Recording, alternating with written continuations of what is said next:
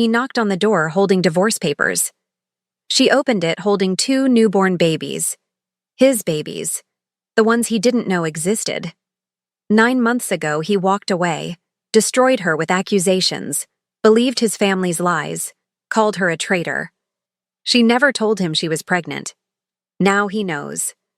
And the most powerful man in the underground has just realized he destroyed the only thing that ever mattered. Can a man who controls empires win back the woman who no longer needs him?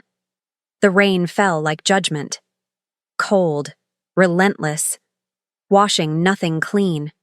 Jaewon stood outside the small apartment building, staring at the cracked concrete steps leading to a door he once walked through without hesitation. Back when it was his door. Their door. Back when he believed she was his forever. Now it was just hers. And he was here to make that permanent. The envelope in his hand was heavy. Heavier than it should have been.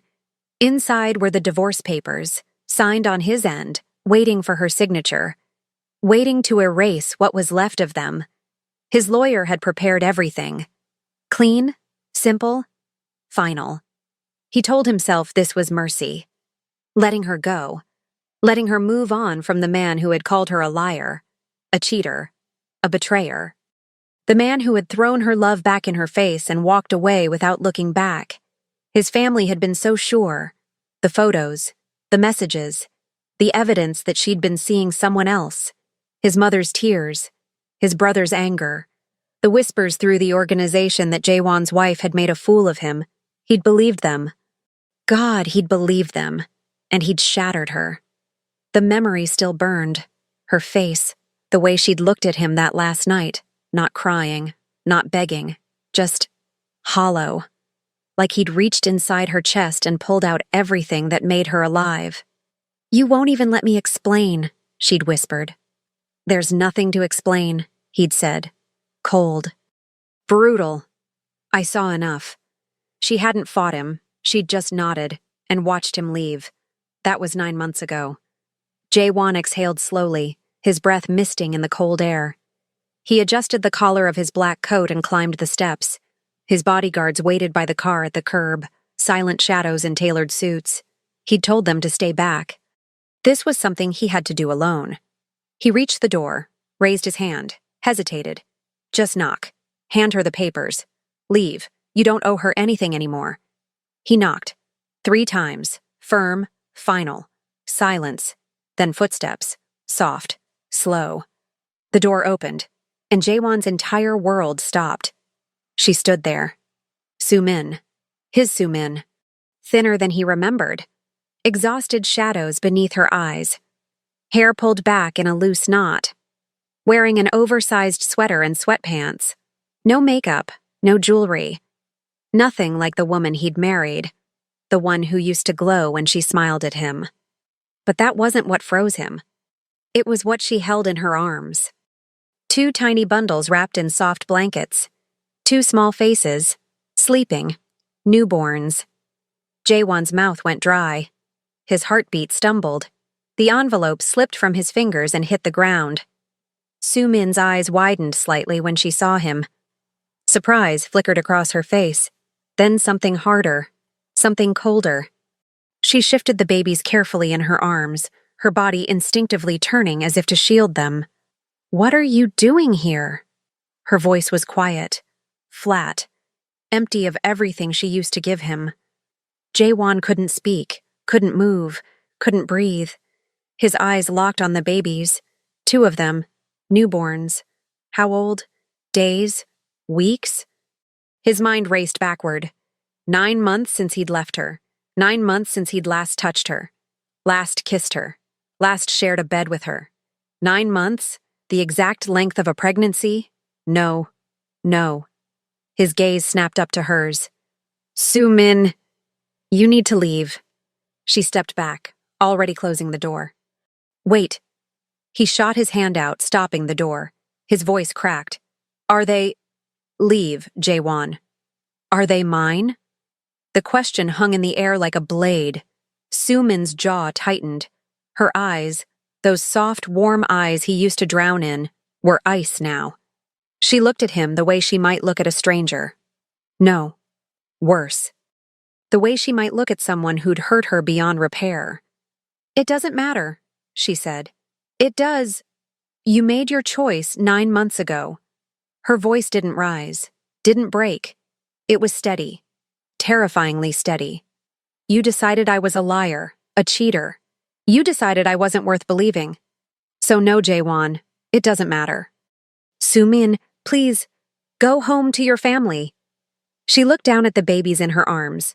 Her expression softened, just a fraction, just enough to destroy him. "We're not yours anymore." She closed the door, the lock clicked, and Jaewon stood there, in the rain, staring at the closed door, at the divorce papers on the wet ground, at the life he'd just discovered, the life he'd abandoned without knowing. His knees felt weak, his chest felt crushed. He pressed his palm flat against the door. "Sumin." No answer. "Sumin, please." Nothing. He closed his eyes. And for the first time in 9 months, Jaewon felt something crack inside him that he didn't know how to fix. Behind him, one of his bodyguards approached cautiously. "Sir? Is everything—" "Find out everything," Jaewon said quietly. His voice was hollow, shaking. "Everything about her, the pregnancy, the birth, the twins. I want hospital records, witnesses, dates, everything." "Yes, sir." Jaewon opened his eyes. The door remained closed. But he wasn't leaving. Not this time. Not ever again. Jaewon didn't sleep. He sat in his penthouse office overlooking the city, surrounded by floor-to-ceiling windows that reflected his hollow expression back at him. The lights of the metropolis stretched endlessly below.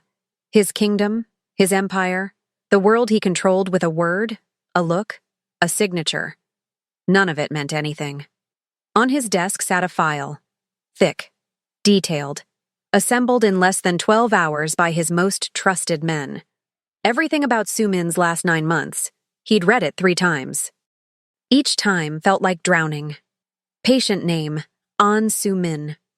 Admission date, 8 months ago. Reason, pregnancy complications, threatened miscarriage. Patient admitted alone. No emergency contact listed. She'd almost lost them. Almost lost the babies, his babies. And she'd been alone. No family, no husband, no one. Because he had left her. Jaewon's hand trembled as he turned the page. Delivery date, 12 days ago. Delivery type, emergency C-section complications, severe hemorrhaging. Patient required transfusion. Twins, boy and girl, healthy. Mother stabilized. He stopped breathing. She'd almost died. Giving birth to his children. Alone. While he'd been sitting in board meetings. Closing deals. Pretending his life was fine. Pretending he hadn't ripped his own heart out the night he walked away from her. His phone buzzed. A message from his second-in-command. DNA results confirmed. 99.9% match. They're yours. Jaewon closed his eyes. He already knew. He'd known the moment he saw them. The shape of the boy's nose. The girl's tiny fingers curling in sleep. The way Sumin had held them. Protective. Fierce. Like she'd fight the entire world to keep them safe. Even from him. Especially from him. A knock at the door. "Come in." His brother entered. Minho, 2 years younger, sharper, colder. The one who'd brought him the evidence of Sumin's betrayal. The one who'd pushed hardest for Jaewon to end the marriage. "You've been here all night," Minho said, closing the door behind him. "The meeting with the southern branch. Cancel it." Minho frowned. "Hyung, you can't just—" "I said cancel it." Jaewon's voice was quiet. Deadly quiet. The kind of quiet that made men twice his size step back. "Cancel everything for the next week." Minho's eyes narrowed. "What's going on?" Jaewon looked up at him. And for the first time in his life, his younger brother saw something he'd never seen before. Fear. "I need you to tell me the truth," Jaewon said slowly. "About Sumin. About the evidence you brought me. The photos. The messages. The man she was supposedly seeing." Minho's expression didn't change. "We went over this. Tell me the truth." Silence. Long. Heavy. Minho's jaw tightened. "She betrayed you." "No." Jae-won stood, slowly, his height, his presence, filling the room like a storm. No, she didn't. Because if she had, she wouldn't have been 7 months pregnant with my children when I left her. She wouldn't have almost died giving birth to them alone. She wouldn't have kept them hidden from me. Minho said nothing. She would have told me, Jae-won continued, his voice breaking. She would have used the pregnancy to manipulate me, to keep me, to secure her place. But she didn't. Because she wasn't lying. She never lied. Hyung! Who was he? Jae-won's voice was ice. The man in the photos. Who was he really? Minho looked away. And Jae-won understood. Everything. You set her up. Minho's silence was answer enough. Jae-won moved before he could think. His hand shot out, gripping his brother's collar, slamming him back against the wall. Minho didn't resist, didn't fight. Just stared back at him with cold, unapologetic eyes. Why? Jae-won's voice shook. Why? Because she made you weak, Minho said evenly. Because you stopped thinking like a leader and started thinking like a husband. Because the family needed you focused, not distracted by some woman who... Jae-won's fist connected with the wall beside Minho's head. Plaster cracked. His knuckles bled. He didn't care. Get out, Jae-won whispered. Hyung, get out. Minho straightened his suit, adjusted his collar, looked at his brother with something almost like pity. She was always going to be a liability, he said quietly. I did what I had to do. For you. For the family. You destroyed my family, Jae-won said. You destroyed everything. Minho left without another word, and Jae-won stood there, bleeding, shaking, drowning in the weight of what he'd done, what he'd believed, what he'd lost. The next morning, he returned to her apartment. This time, he didn't knock. He waited. Across the street, in his car, watching. At 9 a.m., the door opened. Soo-min emerged, carefully carrying the twins in a double stroller. She wore a simple coat. Her hair was down. She looked tired. So tired. But she smiled softly at the babies as she adjusted their blankets. Jae-won's heart clenched. She walked down the street toward a small park 2 blocks away. He followed. She sat on a bench beneath a tree, gently rocking the stroller. The morning sun filtered through the branches, casting soft light over her face. She looked peaceful, calm. Like she'd built a quiet life without him, a life that didn't need him. Jae-won approached slowly. She saw him before he reached her. Her body tensed. Her hand moved protectively to the stroller. I'm not here to fight, he said quietly, stopping a few feet away. I need to talk to you. There's nothing to talk about. There's everything to talk about. He took a breath. I know the truth. About the photos, the lies. My brother, he set you up. He fabricated everything. And I believed him. I didn't believe you. Soo-min stared at him. No tears, no anger. Just nothing. You're 9 months too late, she said softly. I know. You called me a liar. I know. You left me when I needed you most. I know. His voice cracked. I know, Soo-min, and I will spend the rest of my life trying to make up for it. But please, please don't shut me out. They're my children. I want to... No. The word was final. Absolute. She stood, gripping the stroller handle. You made your choice, she said. You chose your family over me. You chose their lies over my truth. And now you want to come back because you found out about the twins? She shook her head. That's not love, Jae-won. That's guilt. It's not, go home. She started walking. Sign the papers. Move on. We'll be fine without you. Soo-min. She stopped, turned, and looked at him with eyes that held no hope. You already lost us, she whispered. The moment you walked away, you lost us. And you don't get us back just because you finally decided to believe me. She walked away, and Jae-won stood there, watching her disappear, knowing she was right, but unable to let go. 3 days passed. Jae-won didn't leave. He didn't approach her again. But he didn't leave. Every morning, Soo-min took the twins to the park. Every morning, Jaewon watched from across the street. She knew he was there. He knew she knew. Neither of them acknowledged it. On the fourth day, rain returned. Soft at first, then heavier. Sumin stood under the awning of a small cafe near her apartment, the stroller sheltered beside her. She checked her phone. Frowned. The rain wasn't stopping. A black car pulled up to the curb. The back door opened. Jaewon stepped out, holding an umbrella. "Get in," he said quietly. "No. You'll get sick. So will they. We'll be fine." "Sumin?" I said no. He looked at her. Really looked at her. At the exhaustion etched into her face. The way her hands trembled slightly as she gripped the stroller. The shadows under her eyes that spoke of sleepless nights and solo feedings, and a body still recovering from nearly dying. She was struggling, and she'd never ask him for help. "Please," he said softly. "Just let me drive you home. I don't need your help." "I know." His voice broke. "But I need to give it. Please. Just this once." Sumin hesitated. The rain poured harder.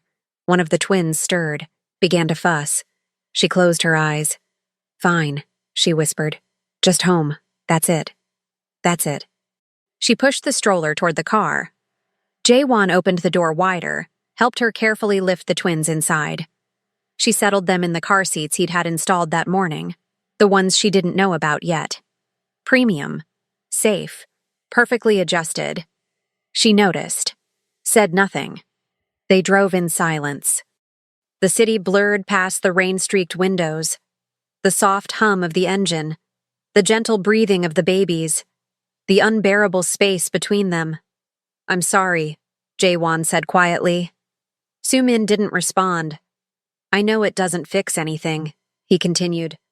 "I know saying it 1,000 times won't undo what I did. But I need you to know I was wrong. About everything. And I'm sorry. You broke me," she said. Her voice was barely audible. "You looked at me like I was nothing. Like everything we had meant nothing. And you just left. I know. I was pregnant with your children. I was terrified. Alone. And I couldn't tell you because you'd already decided I was a liar. I know. So why are you here?" Her voice cracked. "Why now? Why do you suddenly care?" "Because I never stopped." She turned to him. Tears streamed down her face. "You don't get to say that," she whispered. "You don't get to act like you loved me when you destroyed me." "I did love you," Jaewon said. His own eyes burned. "I do love you. I was a fool. I let them poison me. I let my pride destroy us. But I never stopped loving you. Not for 1 second. Then you don't know what love is." The car stopped. They were outside her apartment. Sumin wiped her eyes, collected herself, reached for the door handle. "Wait." Jaewon's hand hovered near hers. Not touching, not daring. "Let me help you upstairs. With the twins. Please." She looked at him, at the man who had once been everything, who had become nothing, who was begging for a chance to be something again. "One time," she said. "This one time. Then you leave." "Okay." He helped her carry the twins upstairs. The apartment was small. Clean, modest. Nothing like the luxury they'd shared when they were married. She'd clearly been surviving on very little. Independence bought with dignity. Jaewon's chest ached. She placed the twins in a bassinet near the window. They slept soundly, tiny fists curled against their cheeks. She stood there for a moment, watching them. Her expression softened. Full of love, full of the strength he'd underestimated. "They're beautiful," Jaewon said quietly. "I know." "What are their names?" Sumin hesitated, then softly. "Jihoon and Mi-sun." "Jihoon, Mi-sun." He repeated the name silently. His son, his daughter. "Thank you," he whispered, "for telling me." She turned to face him. "This doesn't change anything," she said. "You're their biological father. That's a fact. But you're not their dad. Not yet. Maybe not ever. I want to be. Wanting isn't enough. Then tell me what is." He stepped closer. Not close enough to touch, but close enough to feel. "Tell me what I have to do. I'll do anything. Anything, Sumin. You can't undo what you did. I know. You can't make me trust you again. I'll earn it. You can't. Her voice broke. You can't just come back and expect me to forgive you. I don't expect anything. Jaewon's voice was raw, honest. I don't deserve forgiveness. I don't deserve you. But I'm asking anyway. Because I can't walk away again. I can't breathe without you. I can't live knowing my children are growing up without me. So I'm begging you, give me a chance. Just one chance. Sumin stared at him. Tears slipped silently down her cheeks. You hurt me, she whispered. I know. You destroyed me. I know. And you think you can fix it? No. Jaewon's own tears fell. But I'll spend my life trying. Silence, long, heavy. Then, one chance, Sumin said quietly. One. You don't get to hurt me again. You don't get to hurt them. You prove to me you've changed. You prove to me you're worth the risk. I will. And if you fail, I won't. If you fail, she repeated firmly, you walk away. Forever. No second chances. No more begging. You let us go. Jaewon nodded. I won't fail, he said. Sumin looked at him. At the man she'd loved. The man who'd broken her. The man who might, just might, be worth one more chance. Prove it, she whispered. And for the first time in 9 months, Jaewon felt something he thought he'd lost forever. Hope. Jaewon kept his promise. He showed up. Every single day. Not as the powerful crime lord who controlled half the city's underground. As a man trying to be a father. The first week was awkward. Sumin let him visit for an hour each afternoon. He'd sit in the small living room while she fed the twins, changed them, rocked them to sleep. He didn't touch them at first, just watched, learning their rhythms, their cries, the way Ji-hoon scrunched his nose when he was hungry, the way Mi-sun's tiny hand would reach for light. He brought things, diapers, formula, baby clothes in soft colors. Sumin accepted them without comment. She didn't thank him. She didn't need to. This was his responsibility, not a favor. By the second week, she let him hold them. Ji-hoon first. Jaewon's hands trembled as Sumin placed the baby boy in his arms, so small, so fragile, completely dependent, trusting without question. Support his head, Sumin said quietly. Jaewon adjusted his hold. Ji-hoon blinked up at him with dark, unfocused eyes, made a small sound, then settled against his chest. Something inside Jaewon shattered and rebuilt itself all at once. This was his son, his. And he'd almost never known him. Hey, he whispered. His voice shook. Hey, Ji-hoon. I'm your dad. The word felt foreign, sacred, terrifying. Ji-hoon yawned. Sumin almost smiled. Almost. By the third week, things shifted. Jaewon started staying longer, helping with night feedings, learning how to change diapers without fumbling. He'd arrive at 6 p.m. and stay until midnight, taking shifts so Sumin could sleep. She was still exhausted, still recovering, still guarded, but she was softening, just a little. One night, Mi-sun wouldn't stop crying. Nothing worked. Bottle refused, diaper clean, not too hot, not too cold. Just inconsolable, tiny wails that broke both their hearts. Give her to me, Jaewon said. Sumin hesitated, then handed her over.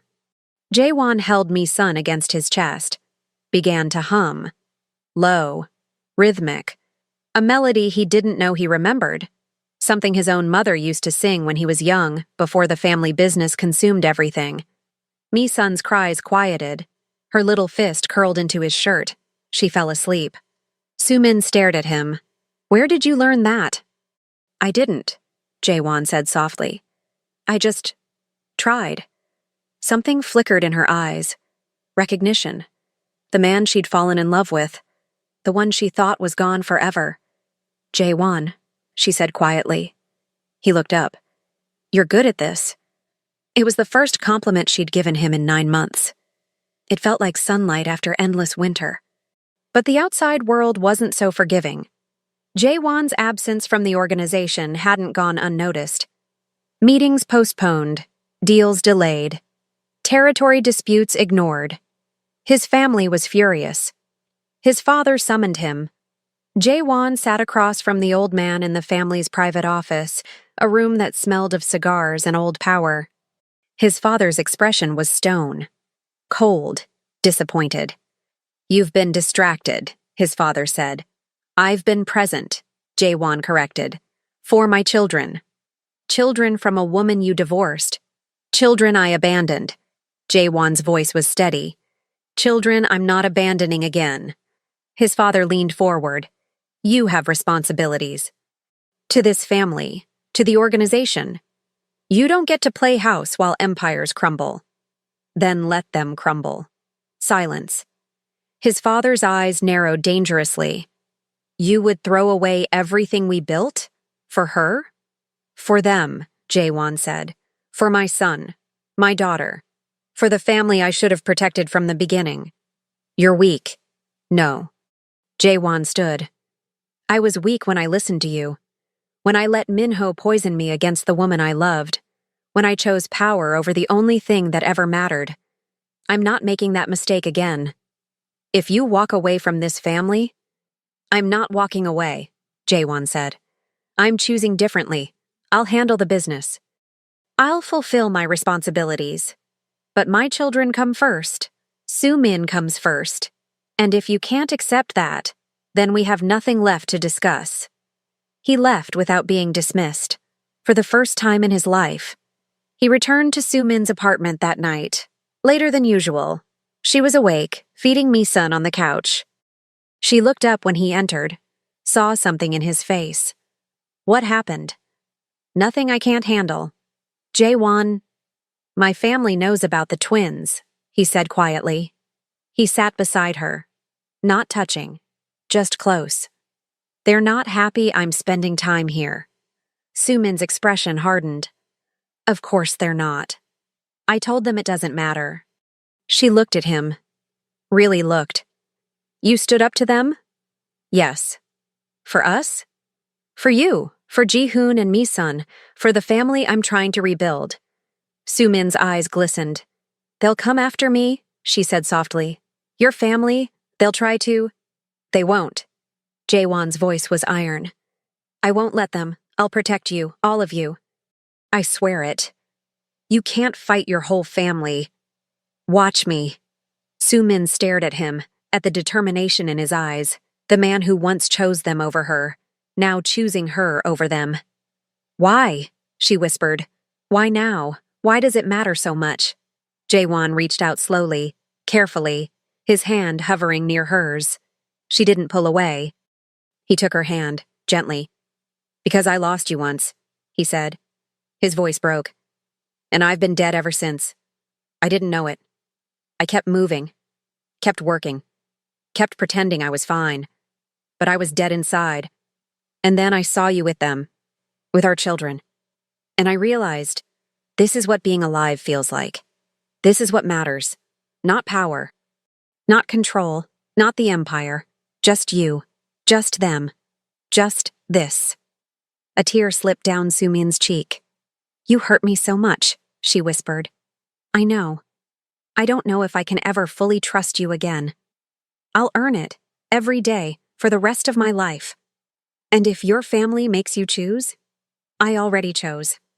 Soo-min looked down at their joined hands, at the man who destroyed her, the man who was trying, desperately, honestly, to piece her back together. "One day at a time," she said softly. "One day at a time," he agreed. And for the first time since he'd walked back into her life, Soo-min let herself hope. Just a little. The threat came 3 weeks later. Jae-won arrived at Soo-min's apartment to find her door slightly ajar. His blood turned to ice. He pushed it open slowly. "Soo-min." Silence, then, crying. The twins. He rushed inside. Soo-min was on the couch, holding Ji-hoon and Mi-sun tightly against her chest. Her face was pale, her hands shaking. On the coffee table in front of her sat a single white envelope. No name, no address. Just an envelope. Jaewon's jaw clenched. What is that? Read it, she whispered. He picked it up, opened it. Inside was a photograph of Soo-min, walking with the twins, taken yesterday, from across the street. And beneath the photo, a message in clean typed letters. They're beautiful. It would be a shame if something happened to them. Jaewon's vision blurred red. His hands crushed the paper. Who? I don't know. Soo-min's voice trembled. It was slipped under the door this morning. No one was there when I opened it. Jaewon pulled out his phone. Dialed. Get to Soo-min's apartment. Now. Full security detail. No one gets within a block of this building. He hung up, turned to her. Pack a bag, he said quietly. You and the twins, you're coming with me. Jaewon. Now Soo-min. She saw the look in his eyes. The cold, lethal fury of the man who ruled the underground. The man who protected what was his. She nodded. Within an hour, Soo-min and the twins were in Jaewon's penthouse, 60 floors above the city, security on every entrance, cameras everywhere, guards stationed discreetly on every floor, impenetrable. Soo-min stood by the floor-to-ceiling windows, holding Mi-sun while Ji-hoon slept in a bassinet nearby. The city stretched endlessly below. Beautiful. Cold. Dangerous. This is temporary, Jaewon said, approaching carefully. Until I find out who sent that message. You know who sent it, Soo-min said quietly. He didn't deny it. My family wouldn't. Your brother would. She turned to face him. He set me up once. You think he won't do worse now? Now that you're choosing us over them? Jaewon's silence was answer enough. I'll handle it. How? Soo-min's voice cracked. How do you handle your own blood threatening your children? By making sure they understand the consequences. There was something in his voice. Something dark. Something that reminded her exactly who Jaewon was. What he was capable of. Don't, she whispered. He looked at her. Don't do something you can't come back from, she said. Don't become the man I can't let near my children. Our children, he corrected softly. And I would never let anything happen to them. To you. Even if it costs me everything. That's what I'm afraid of. Jaewon stepped closer, close enough to touch. But he didn't. He just stood there, a breath away, eyes locked on hers. I made a promise, he said. To protect you. To earn your trust. To be the father they deserve. I won't break that promise. No matter what. Even if it means going against your family? Especially then. Soo-min's eyes filled with tears. I don't want you to get hurt because of us. I'm already hurt, Jaewon said. His voice broke. I've been hurt since the day I walked away from you. This, being here, with you, with them, this is the first time I've felt whole in 9 months. So no, I'm not letting anyone take that away. Not my family, not anyone. Soo-min closed her eyes, felt the weight of his words, the truth of them. What do we do? She whispered. We stay here, where it's safe, and I end this. Jaewon, trust me. He finally reached out, cupped her face gently. Please, trust me. She looked at him, at the man she'd loved, lost, was learning to love again. One more chance, she whispered. That's all you get. That's all I need. Jaewon called a family meeting, not at the family estate, at neutral ground. A private room in a restaurant the organization owned. Quiet, secure. Witnessed by enough people to prevent violence, but private enough for truth. His father arrived first, then his mother, then Minho. They sat across from him. A family divided. You summoned us, his father said coldly. This better be worth our time. Jaewon placed the photograph on the table, the one of Soo-min and the twins. His mother's face paled slightly. His father's expression didn't change. Minho stared at it without blinking. Someone threatened my children, Jaewon said quietly. Someone took this photo. Someone left a message telling me it would be a shame if something happened to them. Silence. I want to know who. Why are you asking us? His father said. Because they're the only ones with reason to want Sumin and the twins gone. Jaewon's voice was ice. Because they're the only ones who see my children as a threat instead of a blessing. You're bastards, Minho said coldly. Born from a woman you divorced, a woman who has no place in this family. Jaewon's hand slammed onto the table. The sound cracked through the room. They are my children, he said, each word a blade. And if anyone touches them, threatens them, or so much as breathes wrong near them, I will burn this entire organization to the ground. His father leaned back. You would destroy everything we built? For them? Without hesitation. You're a fool. No. Jaewon stood. I was a fool when I listened to you. When I let Minho manipulate me. When I chose this family over the only family that ever mattered. But I'm not that man anymore. So I'm giving you one chance, one warning. Stay away from Sumin. Stay away from my children. Or you'll find out exactly what kind of man I've become. He turned to leave. You'll regret this, Minho said. Jaewon stopped, looked back over his shoulder. The only thing I regret, he said quietly, is not doing this 9 months ago. He walked out and didn't look back. 3 months later, Sumin stood in the nursery of their new home. Not Jaewon's penthouse, not her small apartment. Their home. A house on the outskirts of the city. Quiet. Safe. Surrounded by trees and sunlight. Far from the noise. Far from the danger. Far from the world that had tried to tear them apart. Ji-hoon and Mi-sun slept peacefully in their cribs. Bigger now, stronger, growing impossibly fast. Ji-hoon had Jaewon's serious expression even in sleep. Mi-sun had her smile. Sumin reached down, gently brushing her fingers over Mi-sun's soft cheek. They're perfect, a voice said softly. She turned. Jaewon stood in the doorway, watching her with an expression she'd seen more and more lately. Peace. They are, she agreed. He crossed the room, stood beside her. Together, they watched their children sleep. I never thought I'd have this, Jaewon said quietly. A family, a real one.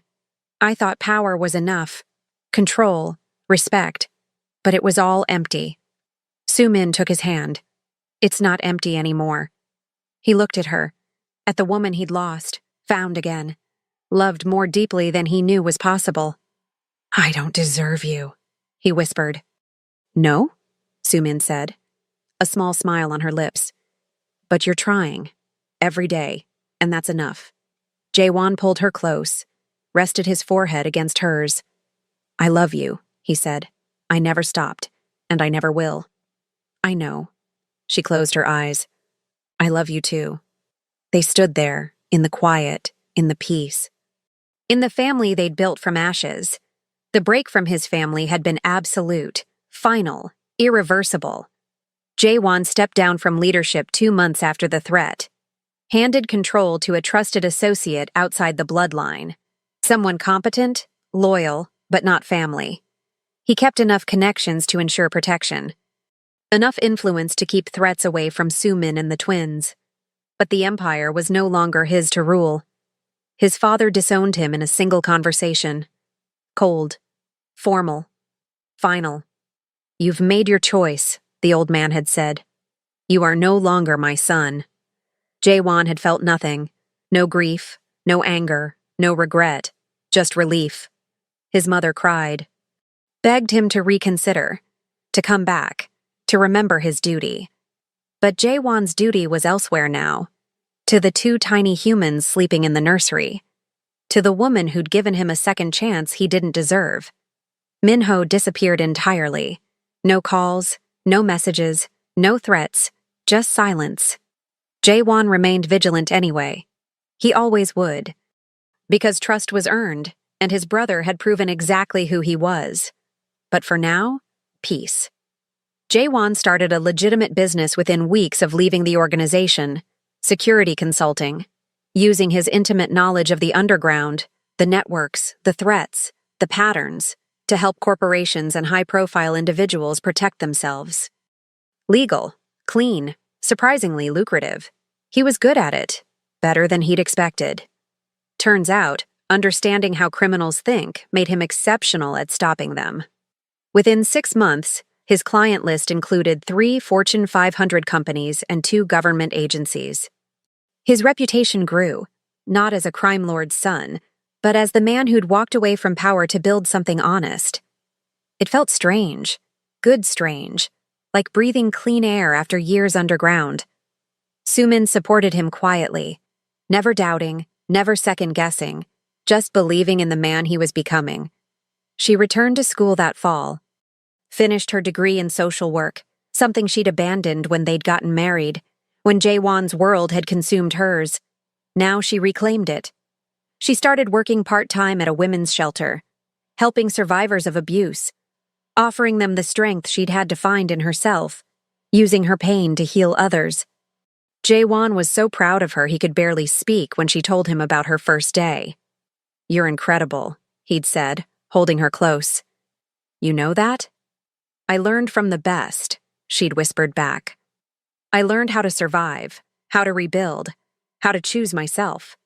I'm sorry you had to learn that because of me." "I'm not." She pulled back, looked him in the eyes.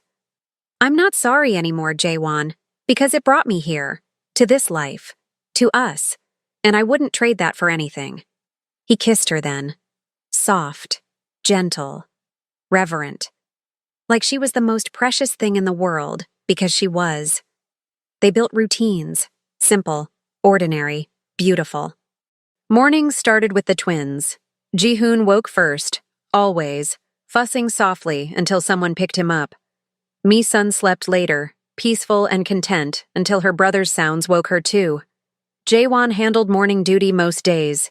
He'd change them, feed them, talk to them softly while Sumin grabbed a few extra minutes of sleep.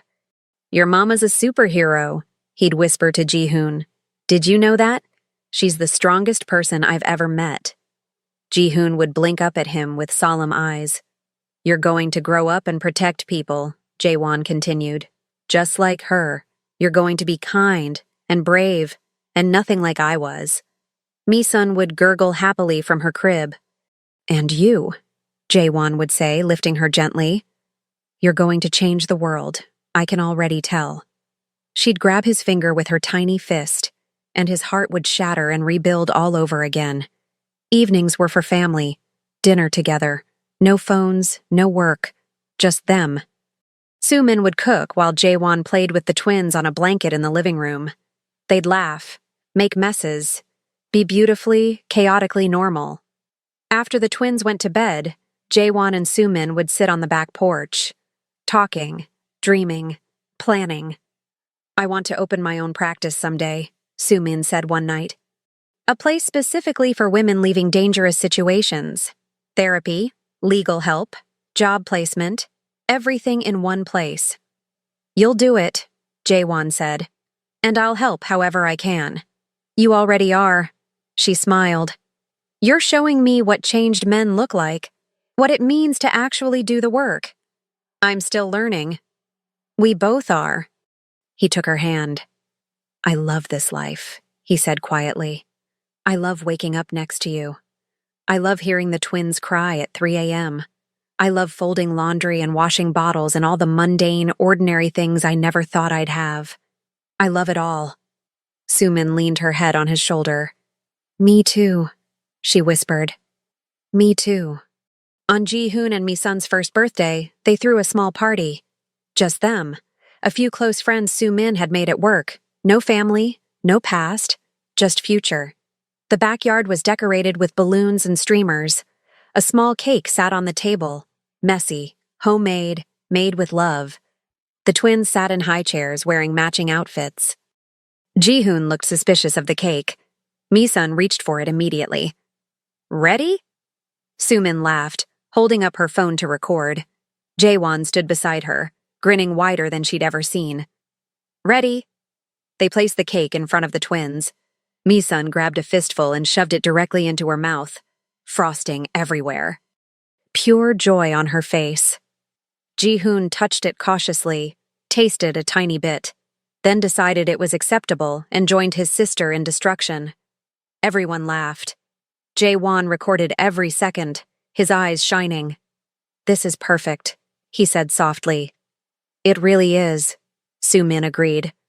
Later, after everyone left and the twins were bathed and asleep, Jae-won and Soo-min cleaned up together, washing dishes, picking up wrapping paper, moving in comfortable silence.